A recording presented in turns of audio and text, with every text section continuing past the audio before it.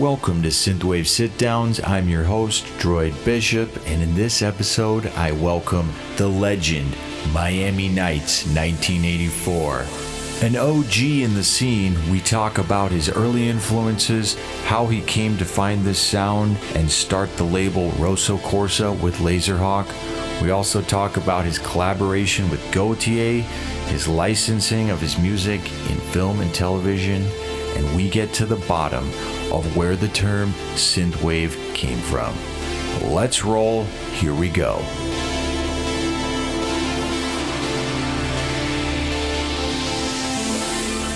Michael, welcome. Welcome, my friend. Thank you for having me, James, my friend. It's been a long time coming.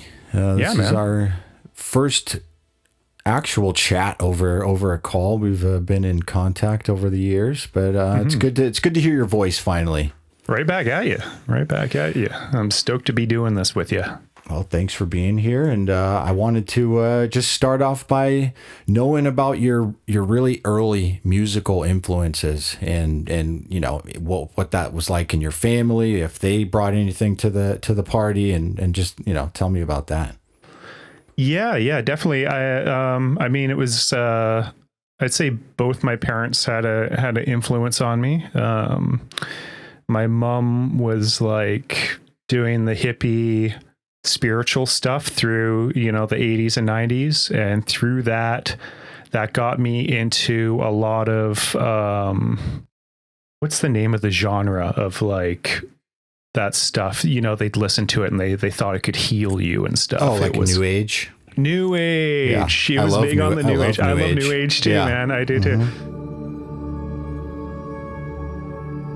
So she got me into like a lot of New Age stuff growing up, and I always thought that sounded like there's always something about like synthesizer music that always kind of like the frequency range, I think, just sort of worked for my ears, and then my dad was big into Tangerine Dream and all that kind of stuff, and I think it's really funny because like he originally showed me Thief when I was like, in my early teens, and he really wanted to show me, the Michael Mann movie and how cool it was. And no one flies under the radar. Yeah, it does. And for me, it was like, this looks really old. It was hard for me to get into it, but the soundtrack, I was like, whoa, they're doing that is cool. And I mean, got a little older and it became one of my favorite films of all time. Was that your first time hearing the Dream, the Tangerine? I think it probably was. Consciously? Yeah. And then, I mean, there was other stuff too. Like he was a huge fan of Blade Runner, lots of science fiction stuff. So Vangelis and all that. I mean, I think for a lot of us, 80s soundtracks were probably a huge part of it, more so than real 80s music. Yeah. So I know like when I started writing, I was definitely more soundtrack inspired than I was actual like, 80s bands and stuff like that.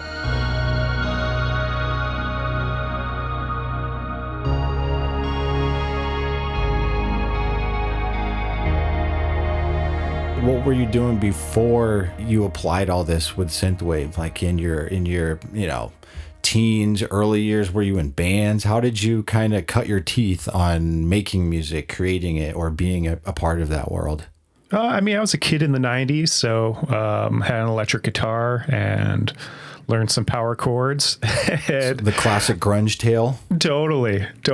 So it was all about that. And, then once I started getting into hip hop and stuff like that, I used to make really, like, I made it more so for comical purposes, but I would make hip hop on like a 4-track and usually make like diss songs about my friends and stuff like that. But either way, that got me kind of into the production thing.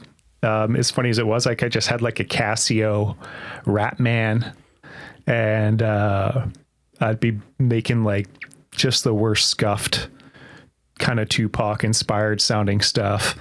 And I was about to ask you, like your hip hop influences, like Tupac, is that one of them? And just kind of 90s, like G-Funk era stuff? When it comes down to it, I actually wasn't a big West Coast guy. It just, I think, worked for what I was trying to do with wanting to make like some fake funny gangster stuff, ripping on my friends. As far as like hip hop, I actually listened to, I was like more of an East Coast guy. That's cool. Yeah, I loved all the stuff coming out of New York. I'm a Tupac guy, but I like the East Coast as well. Nice. I mean, I love it all, right? Yeah. But I think, looking back now, you kind of don't really put them in that kind of that marketing East-West beef box anymore. It's just kind of, there's a bunch of good tunes, Yeah. And, I mean, it's funny, like, as I got older, because my favorite, like, I don't know if you could fully class them as hip hop, but my favorite, like, rap group of all time now is PM Dawn. Okay. And it was funny because when we were kids, my buddy's mom was like, oh, he likes this rap music stuff. I think probably came across the PM Dawn CD in like a discount bin or something and bought it for him. And we were like, oh, this is so lame. But then as we got older, it was like, ooh, this is like the ultimate summertime cruising around in your Jeep album. Like the production and everything, the singing and all that, like, it's so good. So how did you kind of mentioned early dabbling in hip hop beat production. Was that directly into the synthwave realm of some sort, or were there passing years Not of at other all. stuff? Like how, like where is that like take me through that I would say that B. Yeah. So I would say like the hip hop thing was more of a way of me being interested in making music and wanting that level of control over something. Yeah. Musically. I would definitely say when it comes down to, I'm a better producer than I am a musician by all means. So you view yourself as a producer versus a composer. Well, no. Like, sorry if I'm phrasing that. No. Like they go hand in hand for sure. Like I throw composer in there when I'm talking production. I mean, application. I guess all in all, yeah. I'm better at writing than I am playing. Let's put it that way. Okay. So like for sure, for you're example, better in the like, box. Totally. Like I saw you playing guitar today and you're just killing it. And it's like, when I record myself play guitar, I'm usually just doing rhythm stuff, but even then, I'm tightening it up and getting my best takes and cutting and pasting and gluing it together to make it sound good. So, whereas someone like you could just, you could just rip it out, baby. Oh, thank you. The hip hop thing was like early days. There's a huge gap in between then and when I was like, I basically wanted to become a DJ and stuff like that. So what year is that? Like when you kind of first got some tables or whatever you're doing? So when would that have been? That probably would have been like early 2000s. I think after work, I went to a friend's place who had gotten some cheap turntables, and I'd always been intrigued by it because I've always just loved music. Like that's been one of the biggest things for me is just, I've always thought I had a good ear for music. And it's always been something like I've been kind of passionate about is, audio stuff. Yeah. And so I was kind of just playing around on the turntables, and I think I kind of shocked everyone because I didn't know really what I was doing, but I was just able to kind of pick it up really quickly and start mixing. It's not like it's super complicated. But like the beat matching, you got that down pretty well. Yeah. It was just like, okay, this is slower. I need to speed it up kind of thing. And it was house music. So it wasn't like it was like super complicated to figure out. I think it pissed Buddy off who had the turntables because he was having issues with it. Yeah. But either way, I was like, whoa, that was fun and pretty easy. I want to do this. So that became the thing. I wanted to get turntables, so I bought cheap turntables, which makes mixing a lot harder. I found out down the road before I got some good ones, just because they don't lock BPM as well. And that became my thing for a number of years until I was going through all these different genres, and I think it's finally like my jungle and drum and bass days. We had a producer in town who was kind of going around showing some of my friends a few things. His name was like 16 Arm Jack. Nice. And so my buddy had paid him to teach him a few things. And then he came to my place. I'm like, show me how to do this. And so you got the free lesson. I got the free lesson, and it was through a program called, I think, Sony Acid. Okay. I think was the name of the DAW at the time. And all it was I figured out, oh, okay, you have an almond break and you cut it up and you, you splice it all over the place and you have a jungle track. And either way, that got me really intrigued. The thing is, I was in this weird middle area where it was like, came time like, oh, I want a laptop. Like I want to work on the go wherever I am. And in those days, I mean, it's still relatively true now. It was really hard to beat Apple for laptops. Sony Vegas was a Windows program. So I was like, oh, geez, how do I do this visual processing thing that I was doing in Sony Vegas? And that's when I went to my music store, explained what I want. They're like, yeah, you might want to try this program called Ableton Live. And that was probably 2004 or 2005, I think. I remember that was kind of when it was coming on my radar, early 2000s. It would always come with some M Audio piece of gear, Ableton Light. I had light. So many you get of light those. with it. Yeah. You get light. So I got like a MIDI keyboard and it just worked a lot better for me as far as learning some basic theory stuff. Because as opposed to me being on guitar, while I could play some songs and stuff like that on guitar, I mean, if somebody told me to play a specific chord, I mean, I knew all my chords lower down on the neck, but as soon as I went up the neck, I didn't know what the hell I was doing up there. And I just kind of would get lost in the sauce with the theory on the guitar. Whereas, I mean, on the keyboard, it's a very basic layout that just repeats itself and makes a lot of sense. So right away, I was able to start writing music that I think made a little more sense and stuff like that. And but had you written music on the guitar before, like your own songs with a guitar? Yeah, but it wasn't anything good. It was like, I was always kind of a jokester. So I'd make like funny songs on the guitar and stuff like that. But this was like me trying to make serious music. And I was taking a stab at everything. I was trying to make hip hop again and all this stuff. We're into the MySpace days at this point. So I had like a few different things going on, and French Electro House started getting big. So I had a friend who was living in Montreal, and this is like one of my closest friends, and he was always kind of the guy that was like ahead of everyone when it came to new music. And he starts sending me Ed Banger stuff, and I was in like my jungle drum and bass phase, and they sends me Ed Banger, and I was like, what? Like house beats can sound like this, all cut up and crazy and noisy and awesome. And I think it just blew my mind. It was like, I always laugh about this with one of my buddies, because it's kind of like when I heard that, I remember thinking like, music can't get any better than this. Like listening to it now, it's like this stuff was made on a laptop and it's comical in a way, but I mean, no hate of it. But yeah, I mean, it just blew my mind, because it was like, whoa, this is cool. And their whole gang, they're all buddies and just making really cool sounding stuff. And I mean, Sebastian was the stuff that like really kind of caught my ear, because he had just this odd way of having like a bit of like weird funk to the grunge in there. Yeah. And, I mean, I'm always a sucker for like a slap bass note, and he'd always kind of throw that in there. Right. And this is kind of around the time, or at least like Justice is about to hit. Right? This was Justice. This was Justice time. Yeah. So Waters of I remember Nazareth. this time. Yeah.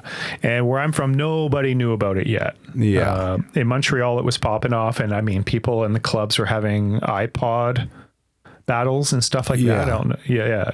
And well, I don't know about you, but it kind of felt like the Discovery album of Daft Punk, like, 4 or 5 years before what you're talking about.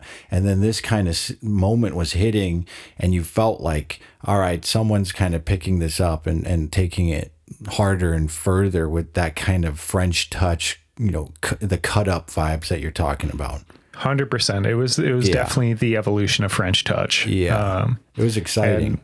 Totally. And I was there for it. I mean, there's a lot of other really great stuff my friend would send my way, like Vitalik and all that kind of stuff. And I think it was really rocking my world as far as breaking out of the drum and bass and jungle thing that was happening. Because at that point, I was really kind of starting to hate where that genre was going, because it had gotten to this level of poppiness where everything kind of had this like circus sound to the drum and bass, like it was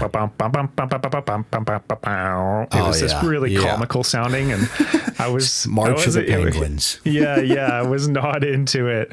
I was always kind of more of a fan of the liquid drum and bass, like softer stuff anyways.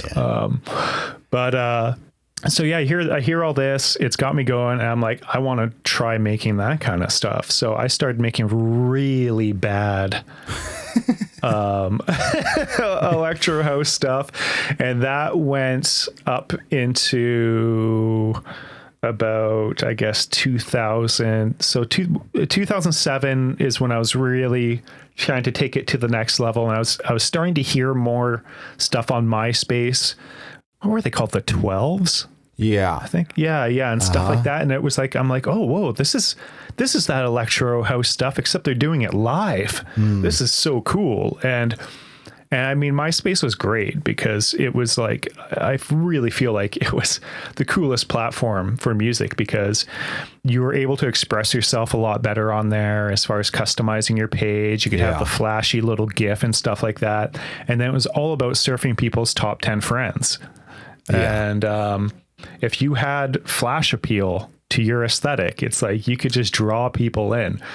So through the 12s, I actually believe this would have been probably now 2008. I remember I was doing something in my house, and I just hear the most beautiful sounding soundscape stuff.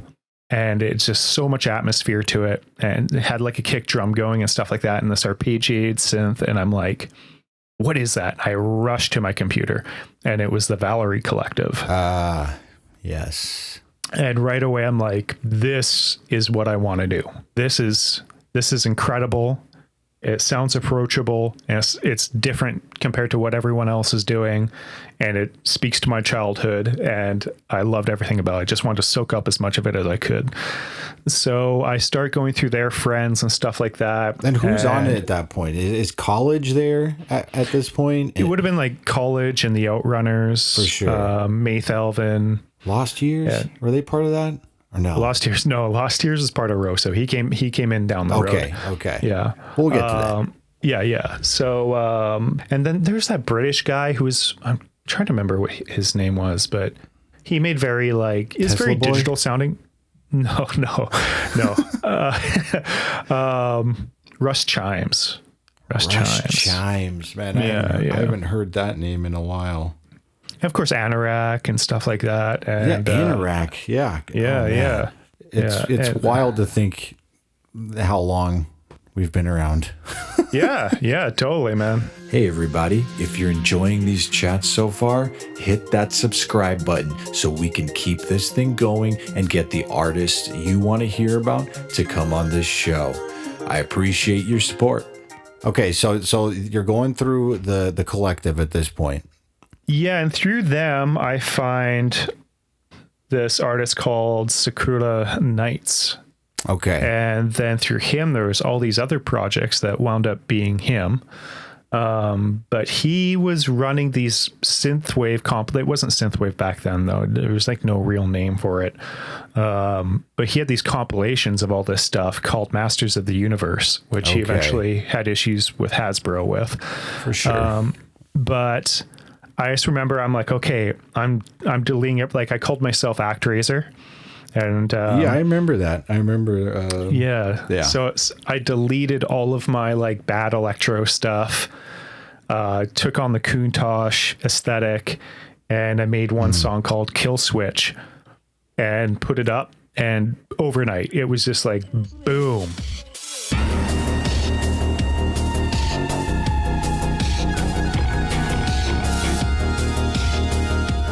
Now I have all this attention. It was crazy how fast it happened. And what year was that?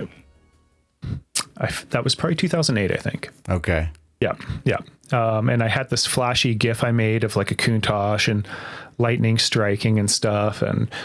And once again, I think that had a lot of appeal. People would see that and they're like, oh, what's this? Yeah. And click on it. And then I had the whole aesthetic on the page, which looked really good and stuff like that. And the track, I mean, it just had like a kind of dope, serious tone to it.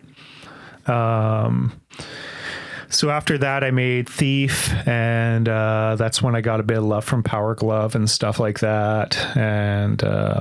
And also I start connecting with more and more people through the scene. So it was like 80s Stallone. Yeah. And I met this gem of a human being called Laserhawk. 80s Stallone had introduced us. And instantly me and Laser just connected and started broing out. Yeah, I wanted to ask you that about your relationship with him and take us through that and into you guys starting your record label. Yeah, so like I said, we met on MySpace, and it was just such an awesome time to be making music and being excited about the music. We were all just passionate about it, and it was such a wicked community. We're all just sending each other all the new stuff we were working on, be working at crazy hours of the night on new content and, you know, trying to one up each other on our next projects and just really keeping the torch burning with it. And through that, we started talking like, oh, there's no labels really that wanted, like I had an offer from some French label at the time and stuff like that. And I was kind of like, but like they don't specialize in this kind of thing. And I don't feel like there's really any labels specializing in this. And so we had the idea, why don't we start this label that specializes in this 80s stuff? And 80s Stallone was there at the beginning of it, but eventually I think he got frustrated with how me and Garrett, aka Laserhawk, were constantly just kind of communicating more, and he kind of took a step down, and me and Laser went a little more full force with it. And I started doing all the design work and stuff for the aesthetic for it. And I mean, originally we had a really, really hideous like Ferrari fanboy thing going on before we kind of molded it more into, okay, we'll take the Rosso Corsa name, but have nothing to do with anything else Ferrari. Yeah. And that's when I started taking on a lot of artists at the time that, you know, nobody really knew about, like when I found Mitch Murder and stuff like that. So how'd you find Mitch Murder? Like, you know, that guy's like a unicorn. His memory probably does more justice than mine does, but I can't remember if he approached us or I came across him. But either way, I heard his stuff and was just blown away by it. And me and him used to be quite close. I mean, once again, it was this thing where all of us were always just in communication with each other and sending each other stuff. And it was like creatively just awesome. And so I started doing some design work for him too on his page and stuff like that. Yeah. It's funny when I look back. I remember somebody had posted in like a synthwave group when I did for Action Jackson. It was just like, looking at it now, I was like, oh my God, this looks like a 5-year-old made this. Like, we do so much better work now. But I mean, we're always our own worst critic. But back then it was fail cool to learn, brother. Fail to learn. Back then it somehow had curb appeal. So, well, you guys were kind of figuring it all out. You know, now everyone can look at all the stuff that's been done, and you know, I've referenced a few logos and things in my day myself. So, but you guys were the OGs. Just doing it with blindfolds on. Totally. And then, it was so funny as the years progressed, just seeing how this aesthetic grew and became like a mainstream. Like what do you think of that? What do you think about like this now, where we are 10, 12, 15 years after whatever, when you started the label? It's conflicting for me. I mean, there's a side of it where it's like, well, this could be good for business and stuff, which is nice.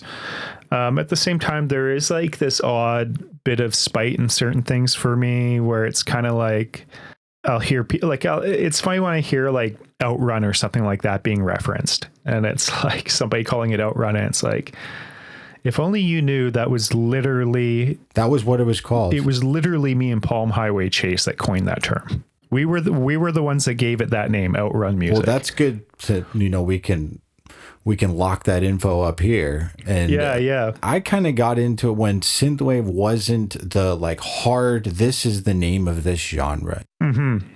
Just to interject, like my initial thing of synthwave was a bit like, Outrun. You were kind of Outrun, if that's, and someone like Tommy 86 was synthwave, this kind of more spacier thing. That's what I initially thought of those terms. I'm not saying that's what I think now, but it was kind of like one over the other. And it's like, it's synthwave. Well, I mean, people will always kind of be torn on it. And it's funny because I did an interview back in the day. I'm sorry, people that are listening that disagree with me, but this is how it is. Lay it on us, brother. The person who coined the term synthwave was Com Truise. No way. Yeah. And I mean, he literally has like a patent on the term synthwave. But it was so funny because I brought this up in an interview and there are people in the comments like, this guy doesn't know what he's talking about. It's like, yeah. I mean, I'm only one of the people that like pioneered this stuff, but sure, I'm sure you know more than me. I mean, it's absurd. I literally have in my notes as a pioneer of the scene, it's absurd. Yeah, I mean, I was hanging out with Seth, and we were just kind of talking about it once, and I mean, it was the same thing for him, where he was kind of frustrated because he's like, I came up with this term and I don't get any credit for it, and it's like, yeah, like I remember the first time I saw it is when you first popped up, and that was the description you had for your music on SoundCloud was synthwave. He's like, yeah, we actually, I can't remember if he trademarked it or patented it, whatever the legal term is. He did that. That's wild. What a juicy piece of info that is. Yeah. So, I mean, it's a stupid little petty thing, but I mean, at the same time. To add to that, in some weird old school way of thinking about that word, I equated his sound with that word. Do you know what I mean? Yeah. It's hard to explain what I'm trying to say, but it's a little more like he's in this computer sound, and it's like kind of more sci-fi-ish, if you will, versus in the sun driving your Ferrari, which I got more sun-soaked vibes for even your name. Do you know what I mean? Yeah. So it wasn't really a hard and fast genre box back then. If for synthwave or Outrun, like when you started this label in 2008 and through kind of the beginning stages, what would you call it? We called it Outrun. Yeah. Okay. Yeah. That was what we were going with. Outrun music. We're pushing Outrun. The whole aesthetic is, you put on the music, you put the pedal to the metal in the car, and you outrun the cops to it, kind of stuff. I still like that term, and I still apply that in my mind and when I'm, trying to get that vibe. Yeah, so it's still applicable to me. Awesome. I'll still see people drop it and stuff like that. I think like some of the real funny stuff is like if I go in the beer store. Oh yeah. And I see like there's like a beer with grids on it, and it's called Miami Nights and stuff like that. And it's like, so what do you do with that? Like, what do you do with that piece of information? It's a tough one because I did trademark it. You did. I got sick of people messing with that name, and I trademarked it. Yeah. I've only had to break out that trademark a couple times, and I only do it if people are really infringing on me. I mean, most of the time I let it slide, right? Yeah. But if people are, falsely trying to say they're me or something like that, then I'll crack down on it. I mean, otherwise I try and take it as a compliment, and in the back of my head, I'm like, should I just reach out to these people and get free stuff from them? Like, yeah, like, are they trying to get my attention, but with their beer or their sunglasses or whatever? I don't know. But for the most part, it's like, okay, yeah. Like, I think it's so funny when people latch on to my name the way they have. Like, I see a lot of like other artists that kind of like have basically cloned my name and, changed the tiniest thing about it. to make it their own. Are the most insane decisions. Yeah. Because I actually consciously I'm like, you can't put Night in your name. There's too much of that. And I've got to say that you were one of my first influences in discovering this world. And it's great to be talking to you. And I want to say thank you as well, because I wouldn't be here probably if it wasn't for you. And fast forward 10, 12 years later, whatever it is, I make a living doing what I'm doing. So I love that, man. I really appreciate that. And it's cool. Like, time has gone on and I feel I'm more like peership to you, like a colleague, if you will, like we're chatting like friends, and that's a good place to be. But you were a huge influence on me. I still reference some of your old tracks for little things and mix, and just want to listen to what other people are doing. And I honor you and I thank you, sir. I'm honored to hear that, James, because as you know, I think you're an incredibly talented artist, and if hearing me somehow is what brought you into this realm, that's incredible, man. That's touching. So thank you. Good stuff, man. And I wanted to kind of jump on that a bit. One of my favorite pieces of music in this whole resurgence of 80s electronic music that we do, if you will, is your track MN84 Theme.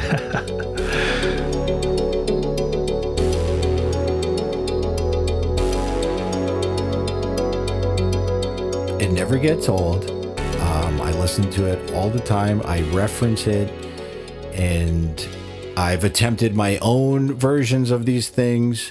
But as you know, and I do, it's probably a deep love of the 80s soundtracks that we were talking about. And I definitely hear the love of Tangerine Dream and like-minded artists. And I wanted to hear your kind of, the origins of this song and then going into its use in TV and film. I've heard it scattered, Eastbound and Down, other things. And I just love it. I want to hear some insights on this. It kind of blows my mind that it's one of my most popular tracks. It's kind of funny. That's always the case. Yeah. When I made Turbulence, it was this thing where it's like, okay, I really want an album that's like full of like bangers kind of thing. Yeah. I mean, that's not everyone's going to like everything, right? But I really felt when I was making that album, it was kind of like, okay, this is like jam after jam after jam, kind of hard hitting, almost clubby kind of stuff for the genre. But then, I had that, and I had Astral Projection in the middle of the album and stuff like that, and then the outro. And funny enough, a lot of those seem to be really like the outro for I think it was for Early Summer. Okay. It was like one of the most popular songs on the album because people really liked the guitar riff I played on it. No, I love that. What kind of guitar was that? I play an American Strat. Nice, dude. Not a Canadian?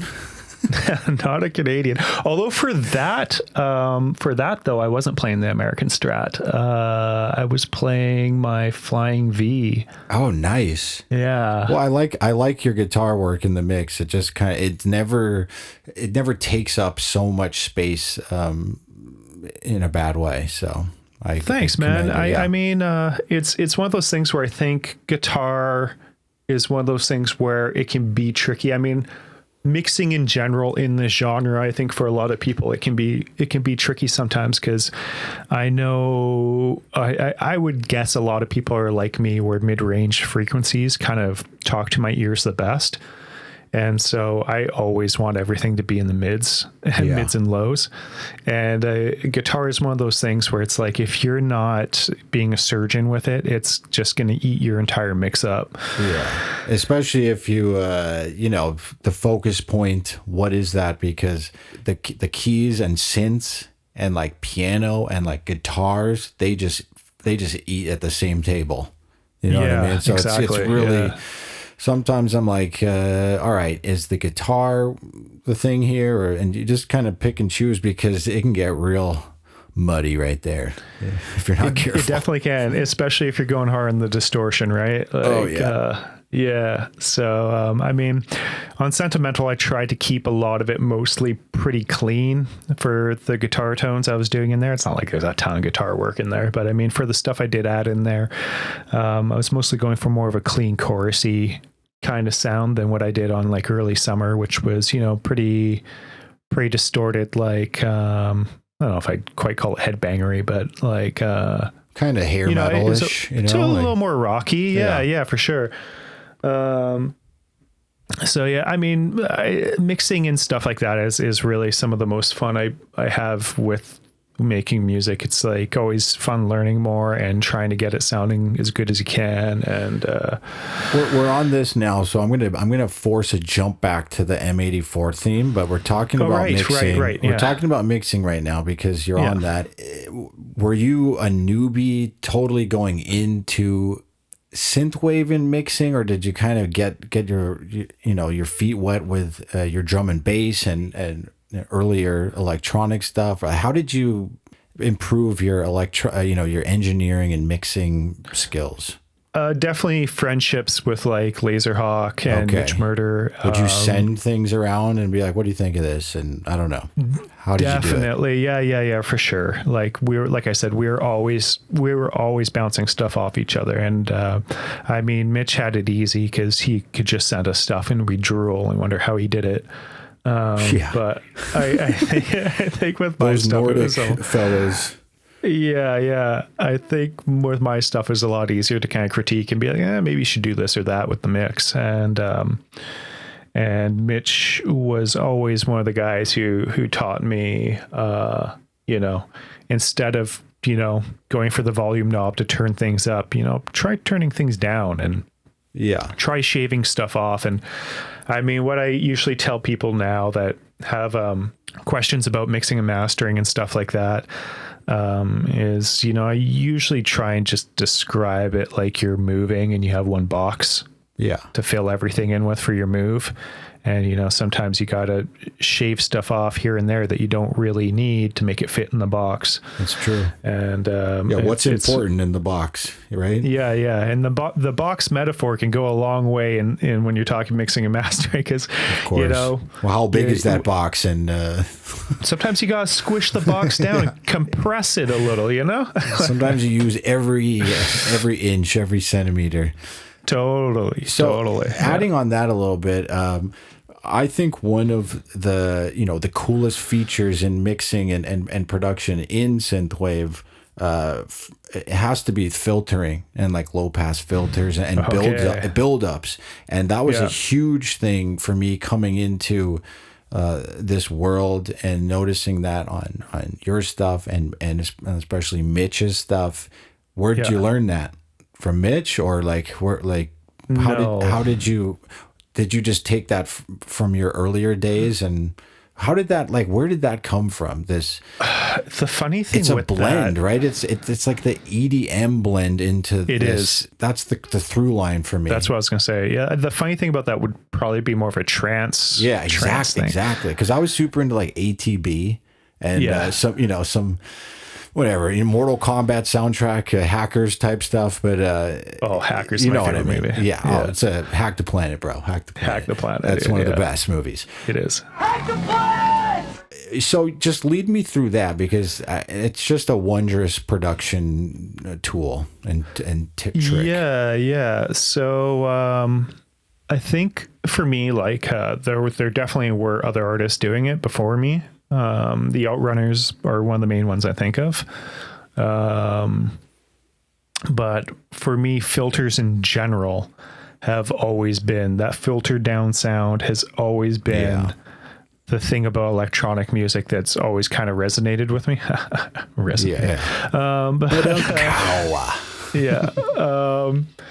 But there's always just been something about that when everything gets filtered right down to the lows, to the bass, right? It's the it just gets me. And then when it starts coming back up again. That gosh darn it, never opened the filter completely, but but people like there's me. just been there's just been something about mids and lows that really work with my ears, and that frequency range just really calls to me. So I think there's something kind of like oddly soothing about a filter beam, shaving off all the highs, and you're just hearing the low end sort of passing through. And I don't know, who knows, like maybe it's some womb type of thing or whatever, but and the white noise. Don't forget the brother in arms of the white noise filter. Like these are the things that really kind of, I do see an EDM essence in the synthwave that's in my mind. Do you know what I mean? So that's the kind of, sometimes when people don't really do some of these things, that's why this genre and the name is so vast and you really can't box it. But I definitely kind of have that stuff, even if it's like a more jazzier synthwave tune I'm doing or whatever. Those things are ear candy, and they just kind of wrap you up in these sonic blankets. They really do. And I think like when we started it, it was something in my mind. I never wanted to be like super traditional 80s. I wanted it to be 80s inspired, but all together modified with modern house music and stuff. Yeah, exactly. Sidechained and bringing in modern techniques to give it a little more oomph and bounce. Funny enough, now I've cut out sidechaining so much. I just really try and focus on getting my mix right so that I don't have to sidechain. But I'm the same. I realized one day when somehow the trigger or whatever I was sidechaining was deleted for a second. This was years ago, but how bad the mix was. Yeah. I was like, oh, yeah, just because everything, the drums sound great, man. Yeah. It becomes this obvious mechanism too, where it's just like I think a lot of the modern producers now, they don't even use like a sidechain compressor anymore. They just volume duck it. Yeah. Because I mean, it really kind of does destroy your music in a way when you're sidechaining. Yeah. And sometimes you cannot get rid of that click. Yeah. Like whatever, like the amount of fussing I can do over something and whatever, you don't hear it when things are going, but you got to manipulate it. You got to automate things if it's isolated so no one can hear. And so the ducking thing is definitely a way around that. Yeah. Like now if I do it, like it's not like I don't do it completely, but now if I do it, I try and make it super subtle. It's like if I just want the drums to punch a little bit harder and there's something that's eating up frequency range near it, then I'll do it. But I try and do it so it's not like this obvious like shuka. That's the thing. Sometimes it's a mix decision and versus an aesthetic decision, because the wave, the pulse thing, to me, that's a groove. That's an aesthetic feel, right? Mm-hmm. Versus a quick, your bass kind of ducking a bit to let the kick kind of come through in the mix.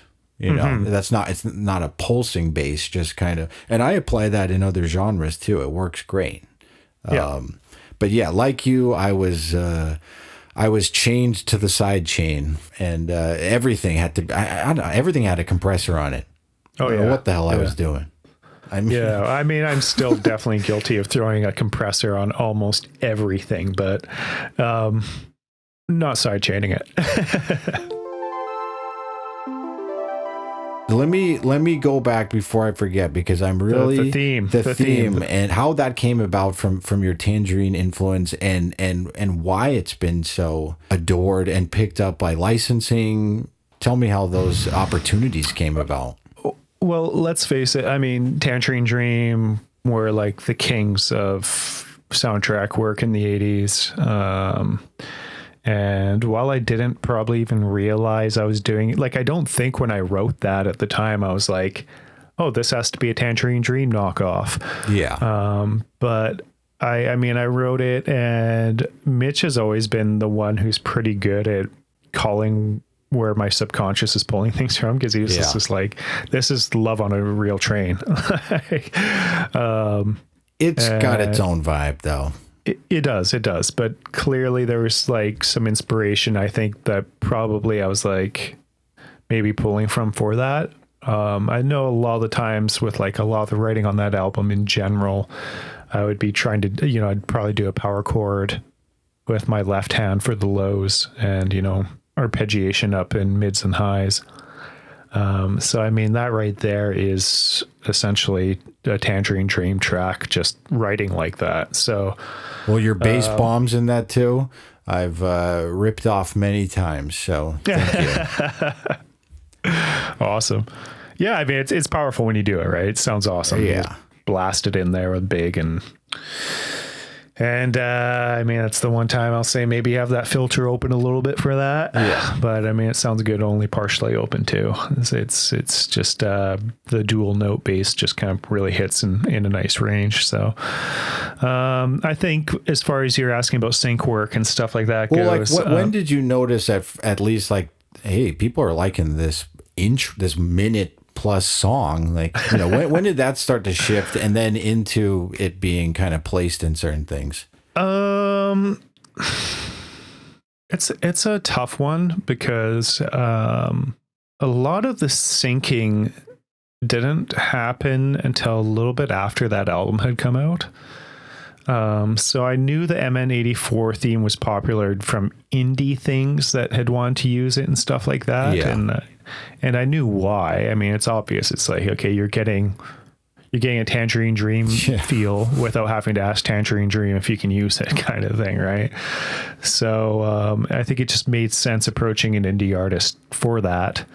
And then once the Hollywood people wanted to start using it and stuff like that, I'm willing to bet it was a similar thing. I mean, I've heard speculation about the Danny McBride thing, but I mean, like, I don't know how true it is. Tell me about that.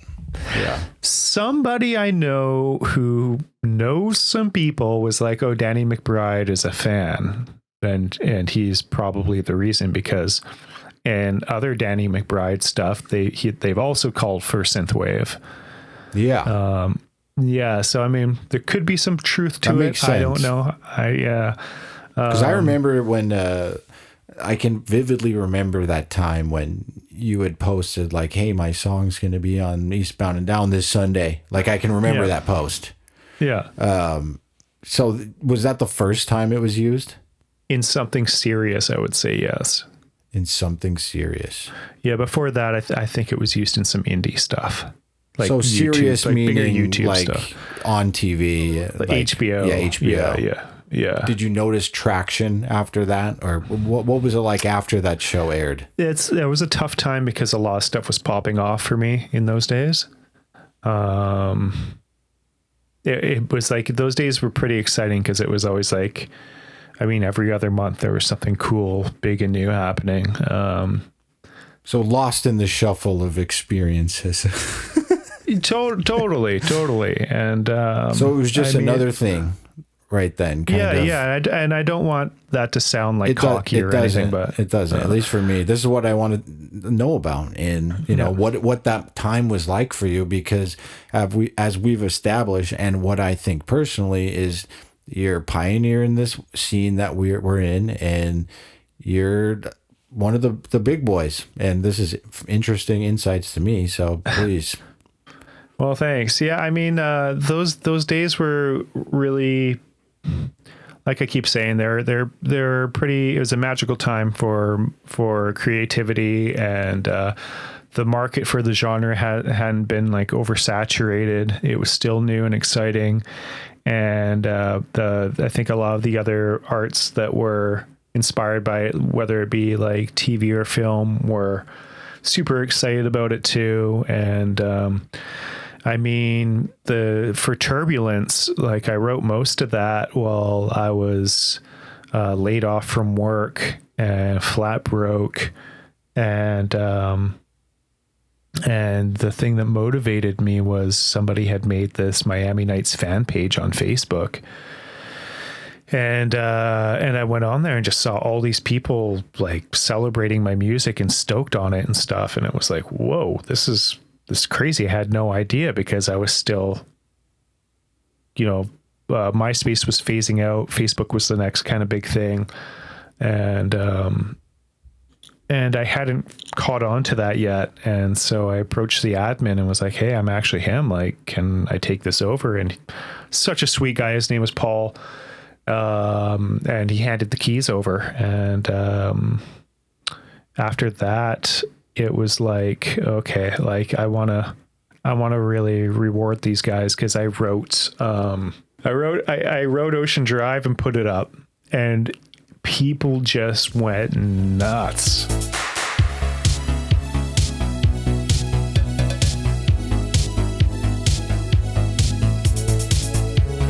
It was crazy how fast that blew up. And that was 2012, right? Yeah. 2012 is when it was released. I think it may have been 2011 or something like that when I wrote it. Yeah. But then, just to say thank you to all the fans, I was like, you know what? Christmas is coming up. I'm going to put out a free remix. And I heard that Gotye song that was so popular at the time. Oh, that's right. Your remix of that. Yeah. Nice. So I did that remix, and then my buddy sent it to him, and he just, loved it and was like, I want to actually release this. And I was like, well, this is crazy. This is wild. And so he gave me a couple tips that I never actually fixed on the YouTube version, unfortunately. It's because it had so many views. It's like the slightest bit out of key, because he has it like, he wrote it really weird. Like it's 2 cents out of key on purpose. Yeah, I noticed that kind of chilling chorus kind of vibe to it. Yeah. So he told me, just pitch it out by 2 cents and it's going to sound great. And so I did that on the official release. And it's funny because if you go on the YouTube video, there's people like, whoa, this sounds different than the actual one. Where's the actual one? But it's like, I couldn't give up those precious views on the YouTube video. I know. So it has the one that has the dissonance going on there. But I gotta say, he was like one of the most incredible human beings I've ever met. And he really helped my career in a big way. I mean, he got me in the Rolling Stone and that's awesome. All this stuff. And then he came to Vancouver and sent me free tickets and stuff to go see his show and hang out with him after the show. And I think he's a very, very rare powerhouse of talent. And it's too bad that something happened and he just phased out, because it was like the first time seeing that someone actually perform, and they were actually performing on stage, playing the instruments and really killing it. And then just such a humble, beautiful person after the show too. So lots of inspiration there and motivation. And I couldn't thank him more for what he did to me. And he was never too big to not talk to me and stuff like that. And I remember when I finally turned the album out, he had messaged me like, hey man, listening to the album in my car and it sounds great and all this stuff. And it's like, this is awesome. This is like a superstar who's giving me some credit here. So it was really neat. That's really cool to hear, when people are just humans to each other, and it doesn't really matter, status doesn't matter. Just two people figuring it out. Totally. So then, what's next? What's after the Gotye thing? So then I'm like, okay, like I've got some traction with Ocean Drive and this remix. It's time to make a second album altogether with combining this now. I gotta keep the Ocean Drive momentum going. And it just seemed like everything I would put out for the album, people were just excited about. And like I said, I really had this idea that I wanted a kind of hard hitting, almost clubby album. And so that's why I like a lot of the tracks like Clutch and stuff like that. They really got a big driving sound to it.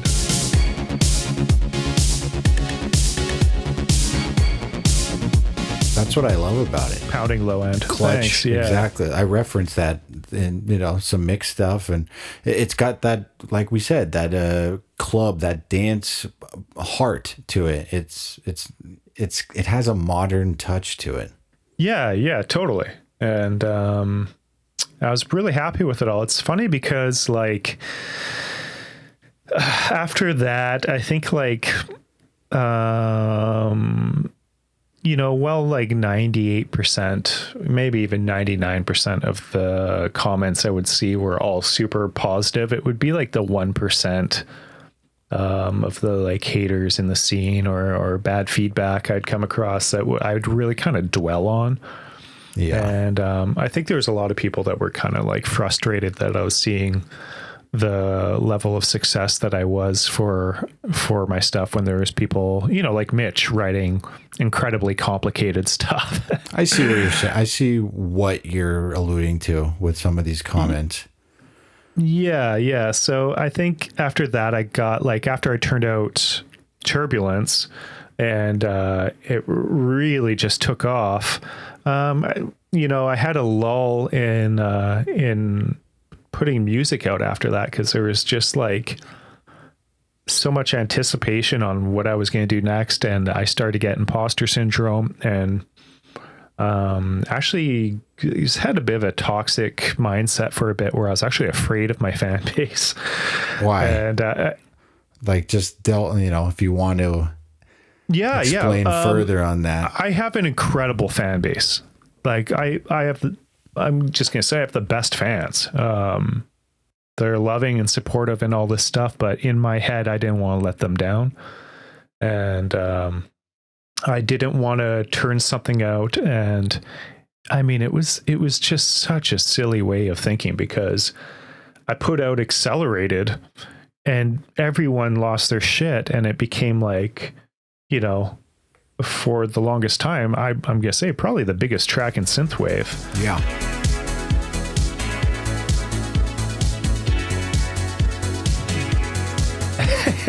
I just never released it officially. And I was kind of like, it was so stupid of me, because it's like, okay, clearly you can write this stuff and they're going to be stoked on it. But I just put so much pressure on myself that everything had to be this next level thing. And I think, like I said, I was just dwelling on a couple of negative comments I saw here and there that weren't from my fans. But I was just like, no, I gotta prove the haters wrong and all this stuff. And I mean, most of the content that was on Sentimental, I wrote years ago, because that's a 10-year gap. Yeah. Right? Yeah. Between albums, at least. Yeah, exactly. Albums. And it's so silly. You bringing it up. Yeah. Is it because of this, your feelings of imposter syndrome, all this, the negative comments, totally. The weight of MN84, if you will. Totally. And it was almost like I was seeking out the validation of hatred towards me. And it was so toxic. That's wild. I would scroll through comments. And I mean, we're talking hundreds to thousands of comments till I found someone like, this sucks.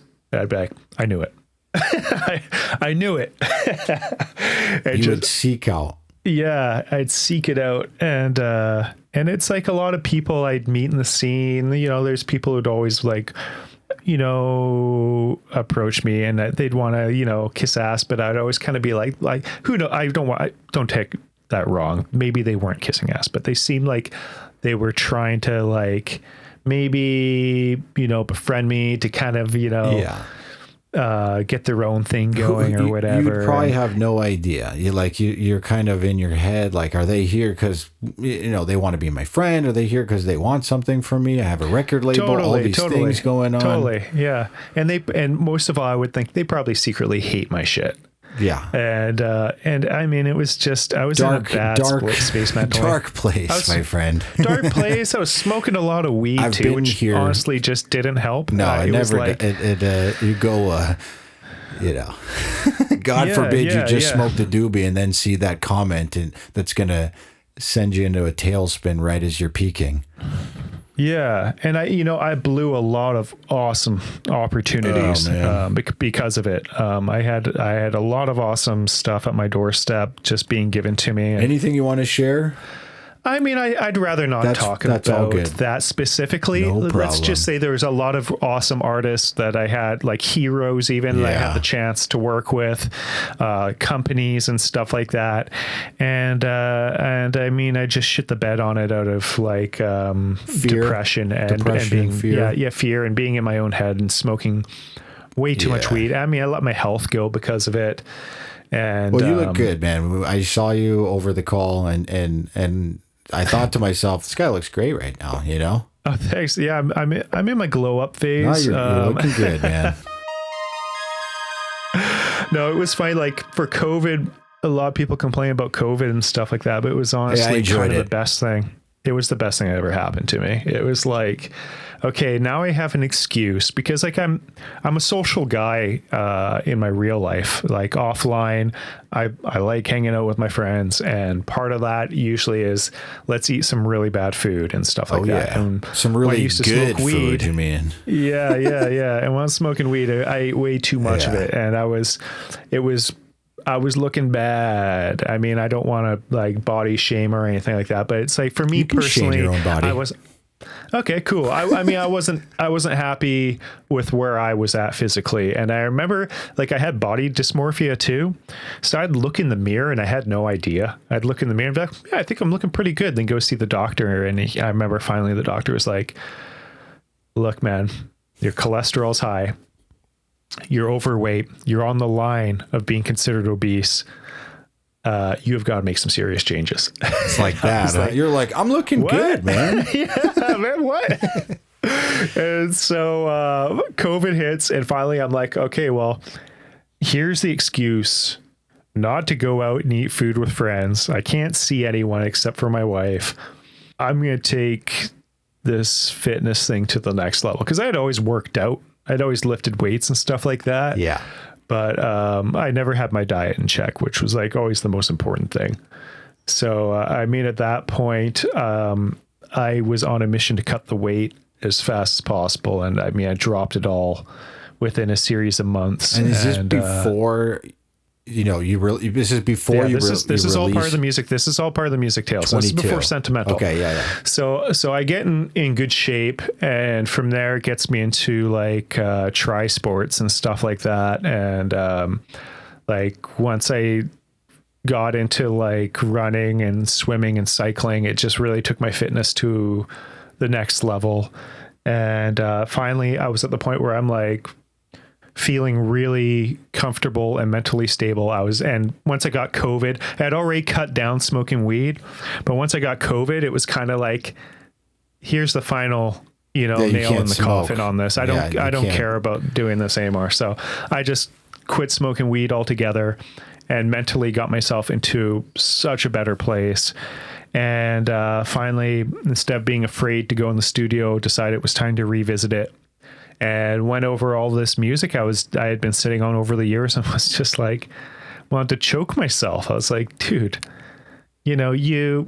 I was constantly hearing and reading all these comments of, oh yeah, he's retired. He's retired. I think he's quit and all this stuff. And it's like, oh my God, why did I do this? I didn't know where the hell you were. Yeah. I mean, it's fascinating though, that you're saying this and I hear this information. What you're telling me with all the context is not unsurprising to hear. I get what you're saying and what you were dealing with, but it's always interesting. The grass is always greener. Anyone listening to this, like the top dog in synthwave, is saying all this and going through 8-10 years maybe of like not really making music and feeling terrible. What you said is such a dark place to be in as an artist and a creator.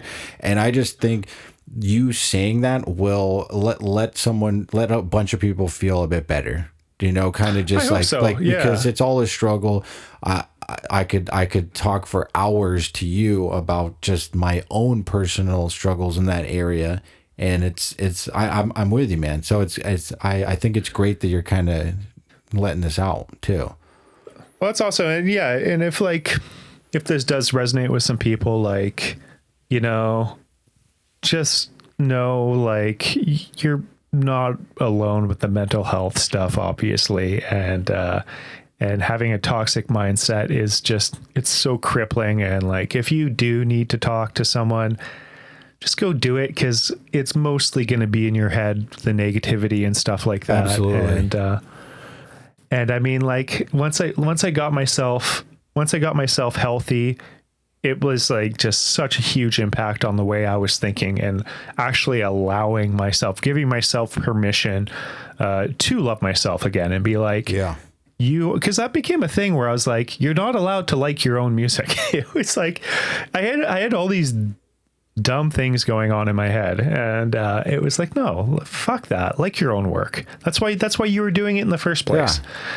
Yeah. You make it for yourself first, right? You got to feel the goosebumps, if you will, or how, you know, no one else is going to like it if you don't like it. Yeah. And I got to say, big love and big ups to Gunship, because I mean, they were one of the artists that, you know, we had written that song ages ago, and for them to keep their word, because there's a lot of people I had worked with where generally if I work with someone, I like keeping things really simple, where it's just kind of like, hey, instead of splitting money, why don't we just go tit for tat?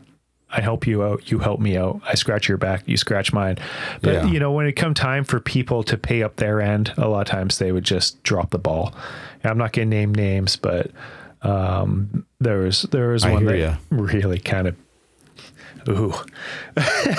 sticks in your craw. Yeah. But Gunship, when I finally hit Dan back up, like, hey man, I've been revisiting all my old stuff, and I think we still really have this beautiful thing going on with this track. Like, I still want to release it. For him just to fully still keep up his end of the agreement, looking at how much bigger they had grown since then and stuff like that, and having Alex even go as far as redoing parts of the vocals. I couldn't say enough good things about them. And I mean, just the other day it came on in my car while I was driving around. I got pretty emotional listening to it. Like, damn, we really made something special with that song. You're so cool when you look the other way.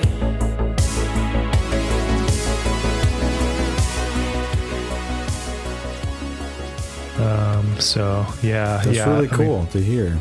Yeah, man, there's definitely a lot of good people in the scene for sure, and I think them doing that and going ahead with that once again gave me more motivation to be like, I can't let them down again. I've got to finish this album, and I'm only going to take the best of the best material I've been sitting on, and just made a really massive big album full of music there. And I mean, there's a bunch of new content on there too. But you know, I thought it was a nice change of pace from Turbulence, because Turbulence was all pretty fast paced stuff. No, this one has a good plethora of colors to it. Yeah. And overall I'd say it's a lot more chill. It's definitely tamed. Yeah, it is. Well, but it has the classic essence. That's what I really liked about it, that it was you, but it was new, but it sounded like you, and it was just a different album. It wasn't like the same album 10 years later. It was just, a third book in a series, if you will. I love that. Thanks. Of course, man. Where are you at with Miami Nights right now? Okay. So one thing I totally forgot about was actually another person that helped me get the ball moving in between that. And that was an opportunity I think I did not shit the bed on, and I'm actually really proud of it, was the soundtrack work I did for Flinch. So the director for that film, Cameron, was really big and instrumental into me hitting the studio again and writing, and it was a completely different writing experience from what I'm used to, because it was all live tracking. It was me watching the film and worrying less about quantizing and stuff like that, and actually writing to the film and keeping it loose.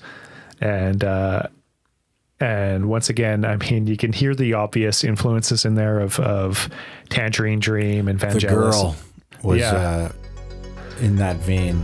Totally.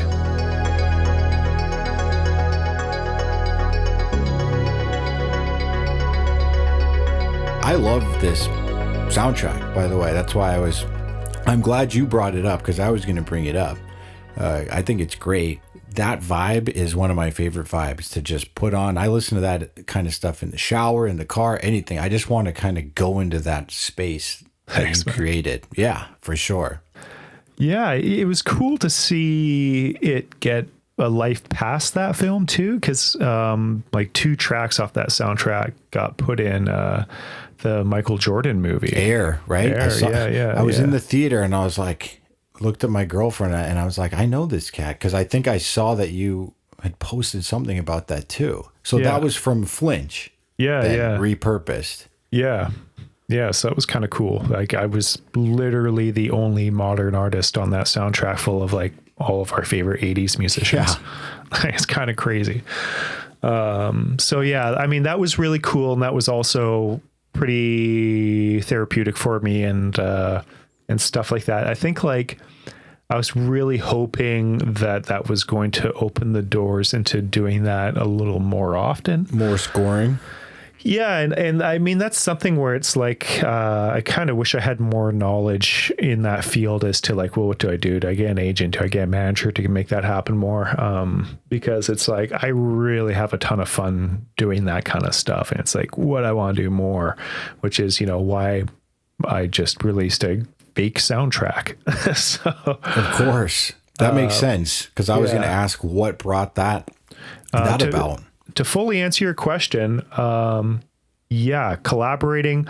I mean, what I'm trying to do now, because like in the past, I wouldn't work with a lot of artists unless they were bigger than me. Yeah. And what I'm trying to do now is actually say yeah to a lot more people. And I'm actually trying to, I don't want to talk too much about this, but I'm actually trying to form a new way of working for people in general. But I'm really trying to find a group of people. It's a small group of us. And what it is just a collaborative effort and working together and promoting each other. And, and just basically, ensuring that all of us are staying busy and turning out material and, in any way we can. And a lot of that would be collaborative efforts and trading stuff back and forth. And I don't want there to be any downtime. I just want to pump stuff out because like you, it's like, this is actually what I do for a living. So this is our downtime. This is. And man, what's been happening with like Spotify and stuff like that, everyone I've talked to, it's been like, there's fear in the air. Oh, so man, they don't know what they're doing down there. Everything I do always has an issue with it. It's weird. It's weird because like my numbers had done nothing but climb. And then within 1 year, there was this major fall off. And it's like everyone I've talked to, it's like, no, dude, it happened to me too. And for all of us, it's been 40%. 40%. Everybody. Yeah, it's scary. Yeah, new ways and new models of creating are already in the works, and we'll figure it out before the robots take our souls. That's just it. And I think the biggest way that's why there's no downtime. I get what you're saying. Yeah, we got to do it now while. It is literally, skin jobs we are fighting the machine. We are literally fighing machines at this point. And let's put up the good fight. No one's taking it seriously. You know what I mean? It's like, hey, all these movies we love are now, they're real. And have you seen the end of these movies? All right, cool. Right. So I love what you're saying, and that's how I operate too. I mean, I've got maybe way too much going on right now, but it's better than nothing going on. And totally, you got to kind of create your opportunities. You went away for so long, and you probably in this mindset of like, you got to dot your own I's and cross your own T's in this world now. You know what I mean? Yeah, it's been interesting trying to build up platforms I slept on, because it was like, back in the day, I just put all my time and energy into my Facebook page, which has a great following. Yeah. But it's like, man, why did I sleep on the rest of my socials thinking that was going to be it? Like, it's pretty funny because it's just like, however many thousands upon thousands of people on my Facebook. And then it's like, I just finally started my own YouTube the other day. So it's like, here I am, this person who's looked at as, a pretty big person in synthwave with like 200 followers. It's humble beginnings, man. Yeah. Well, it seems like what I was kind of saying before, like this rebirth. You have this, and correct me if I'm wrong, you have this kind of energy or this perception of maybe like you've kind of been to the top or where it was in this world, and then you've kind of ducked out of it for whatever reason, maybe your own thoughts, your own depression, and you're kind of coming back into it, like how Gordon Gekko comes out of jail in like the Second Wall Street, where he's like, what's going on here now? And you're kind of like, you're reborn with these new eyes of wanting to be more communal and I don't know, just like getting work done. Versus just being out of the light for so long. I don't know if you can, if I'm making sense. You're making sense. Yeah, and I agree. Yeah, I mean, it's just one of those things where it's like, while I wasn't releasing stuff, I still was living pretty comfortably. And I mean, when I quit my day job, I should have just been firing, off all cylinders and going full force with this a little more like I am now. So, I mean, it's go time. It's one of those things where it's like all my other guys I'm pulling out of retirement. I'm not going to mention names yet, but we can only imagine. Yeah. You're going to see some pretty amazing stuff coming out. I'll be trying to chat some of them fellas up myself, probably. Yeah, you're definitely going to want to. Whether or not they'll do it, that's another story. Who knows? That's another thing. So many red tape I got to work through sometimes, where it's like some people are like, I'd love to do it, but no one knows who I am. What the fuck am I going to do here? So, there's a bunch of those guys out there. I'd say this is more so, the main person I'm thinking of just couldn't be bothered is really what it is. Of course. There's that too. I've definitely, that's fine, Yeah. I totally get it. And it's interesting, all the creators in kind of the world that we make music, it's so different. Some people may be this big artist, but like, maybe they didn't do anything for a while and they've got other jobs going on. It was just something that happened. There's other people that's their full-time gig. There's so many different type of people making music in this scene that we're in. It's interesting. Yeah, man. But I really appreciate you spending this time with me, Michael, and sharing these insights. I'm fascinated. Well, thanks for having me on, man. It was a comfortable space here with you, and I'm glad. Really enjoyed it. I'd almost say it was therapeutic in a way, Well, that's what I like to give to my people, is a safe space and a friendly ear to share their inner workings with, because it's a tough world and you got to let it out sometimes. You're a good one. You're a solid one, James. I appreciate it. Till next time. All right. Adios. Thanks for listening to Synthwave Sit Downs. Subscribe and stay tuned for the next one.